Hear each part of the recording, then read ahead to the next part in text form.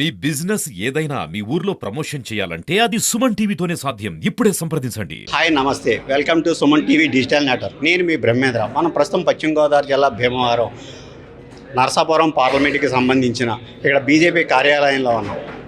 పాకా సత్యనారాయణ గారు, ఇది ఒక బీజేపీలో ఒక బ్రాండ్. ఈయన 45 ఇయర్స్ నుంచి కూడా కార్యకర్తగా బీజేపీలో ప్రతి దాంట్లో కూడా ఈయన ఇన్వాల్వ్మెంట్ ఉందంటే ఆశ్చర్యం కాదు. ఇది ఇప్పుడు ఈయన్ని రాజ్యసభగా కూడా ఒక బీసీ నాయకుడిగా ఈయన ఎన్నుకోవడం అన్నది మామూలు విషయం కాదు.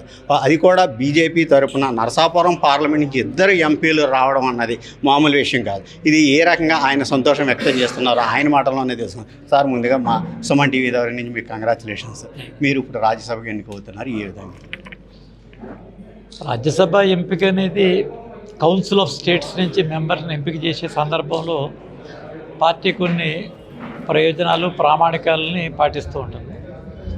బహుశా ఆంధ్రప్రదేశ్ రాష్ట్రంలో 2 స్పష్టమైనటువంటి సంకేతాలు భారతీయ జనతా పార్టీ నా ఎంపిక ద్వారా ఇవ్వడంతో ఈ సమాజంలో వెనుకబడిన తరగతులకు మేము దూరం కావు, మాకున్నటువంటి ప్రాధాన్యత నిబద్ధతను తెలియజేస్తూ ఒక కోణంలో, అదే రకంగా పార్టీలో పనిచేసే వ్యక్తులు ఎప్పుడు కూడా నిరాశ నిస్పృహలకు చెందనక్కర్లేదు, సమయం వచ్చినప్పుడు సముచితమైనటువంటి స్థానం కల్పిస్తామనేటటువంటి ఒక భావన, 2 భావనలతోటి ఈ యొక్క ఎంపిక జరిగింది.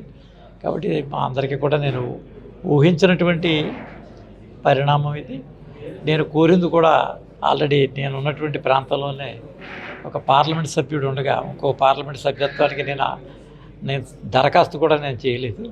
నేను అడిగింది వేరే మా బీసీ కమిషన్ సంబంధించిన సభ్యుడిగా నన్ను ప్రమోట్ చేయమని చెప్పి పార్టీ నాయకత్వాన్ని కోరింది. పార్టీ తీసుకున్నటువంటి నిర్ణయం ఏదైతే ఉన్నదో ఒక ముక్కలో చెప్పాలంటే, నేను వెండి అడిగితే నాకు వజ్రం బహుకరించింది పార్టీ. ఇది చాలా గొప్ప విషయం కాబట్టి చాలా ఆనందదాయకంగా ఉంది. నాతో ఉన్నటువంటి కార్యకర్తలందరికీ కూడా ఆశావాహులే, పనిచేయడానికి అందరూ కూడా కార్యోన్ముఖులయ్యారు. అలాగే ఎలక్షన్స్కి ముందే డిప్యూటీ సీఎం పవన్ కళ్యాణ్ కూడా మీ ఇంటికి రావడం, ఎంపీ సీట్ నరసాపురం పార్లమెంటు స్థానం మీకే వస్తుందన్న ఊహాగానాలు కూడా అప్పుడు వచ్చింది. కానీ అది జస్ట్ మిస్ అయ్యింది. కానీ ఇప్పుడు మళ్ళీ రావడం మీకు ఏ విధంగా? రాజకీయ పార్టీ యొక్క లక్ష్యం అధికారం, రాజకీయ నాయకుడి యొక్క లక్ష్యం పదవి. అవి రెండిట్ల కోసం ప్రయత్నం చేసేటటువంటి పరిస్థితి ఉంటుంది. సహజంగా పనిచేస్తూ ఆశావాహం, ఏదో సందర్భంలో పదవి కోసం ప్రయత్నం చేస్తాం. భగవంతుని యొక్క దయ, పార్టీలో ఉన్నటువంటి సీనియర్ల యొక్క సహకారం, అందరి యొక్క మద్దతుతోటి మనం చేసేటటువంటి పని యొక్క ఎప్రిసియేషన్, ఒక విధంగా చెప్పాలంటే పని యొక్క విధానానికి ఎప్రిసియేషన్ ఉంటుంది.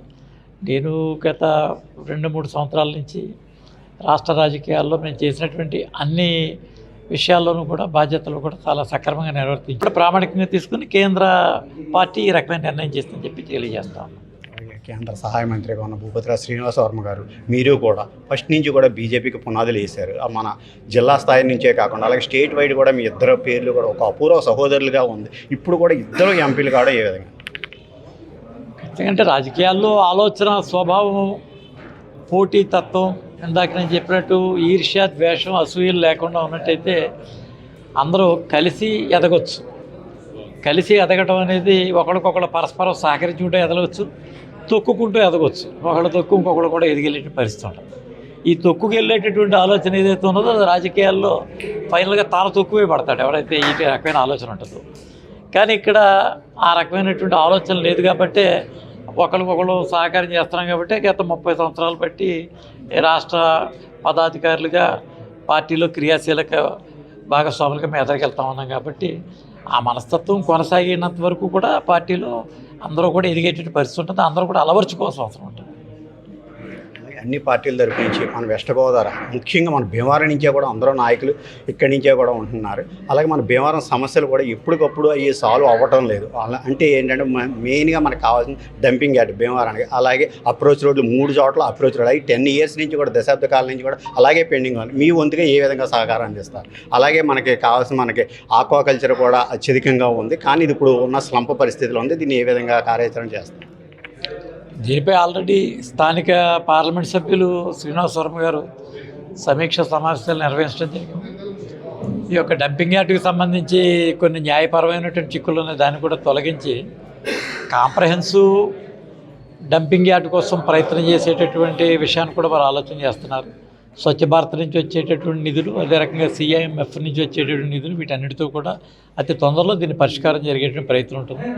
వారు చేసే ప్రయత్నాలన్నింటికి కూడా నేను చేదోడు బాదుడుగా ఉండి ఆ పని పూర్తి చేయడం కోసం మేము కూడా తిరుగుతామని చెప్పి తెలియజేస్తాం. ఆక్వాకు సంబంధించి ఇది నేషనల్ పాలసీ. నేషనల్ పాలసీ అది ప్రాంతం వచ్చి పశ్చిమ గోదావరి తప్ప దీని నిర్ణయం వచ్చి జాతీయ స్థాయిలో చేయాల్సి ఉంది.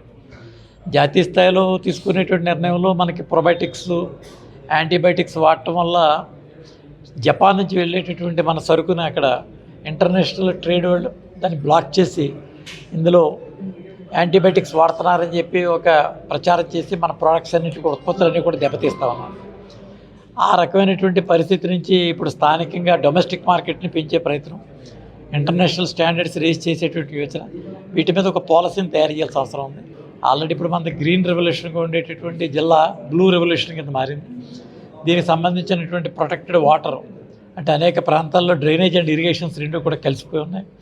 కాబట్టి రక్షిత మంచినీటి వ్యవస్థని ఈ రొయ్యల చెరువులకు అందించడం, వినియోగించినటువంటి నీరుని విడుదల చేయడానికి కావాల్సినటువంటి ఇరిగేషన్ వ్యవస్థను ఏర్పాటు చేయడం, దీనికి సంబంధించి స్టోర్ చేయడానికి కావాల్సినటువంటి డంపింగ్ యార్డు, వీటన్నిటి మీద కూడా కాంప్రహెన్సివ్ స్కీమ్ ఒకటి తీసుకోవాల్సిన అవసరం ఉంది. కాబట్టి దీని మీద నేషనల్ లెవెల్లో ఒక పాలసీ ఒకటి చేయించేటట్టు ప్రయత్నం చేస్తామని చెప్పి తెలియజేస్తాం.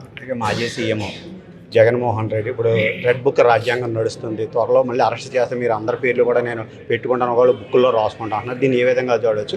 ఇది డబుల్ ఇంజిన్ సర్కార్ వచ్చిందే కానీ ఎంతవరకు ఇది ముందడుగు వేయడం లేదు, ఎంతసేపు కూడా కక్ష సాధింపు చర్యలే జరుగుతున్నాయని కూడా. జగన్మోహన్ రెడ్డి గారు మాట్లాడేటటువంటి విషయాల్లో వారికి రాజ్యాధికారం అప్పచెప్తే కక్ష సాధింపు కోసం రాజ్యాధికారాన్ని అడుగుతుంటాం తప్ప అభివృద్ధి కోసం అడుగుతున్న దాఖలాలు లేవు.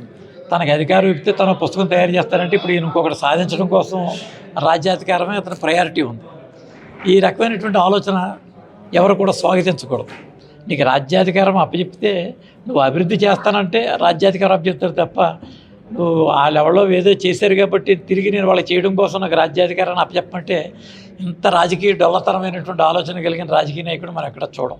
పైగా బాహాటంగా అంగీకరించాడంటే అది రాజకీయ అవివేకత్వానికి చాలా పరాకాష్ట. ఆ రకమైనటువంటి ఆలోచన ఉంది. డబుల్ ఇంజిన్ సర్కార్ కదలకపోవచ్చు అని చెప్పినట్టు, కానీ ఈయనది రివర్ ఇంజిన్ సర్కార్, ఈయన వెనక్కి వెళ్తుంది రైలు.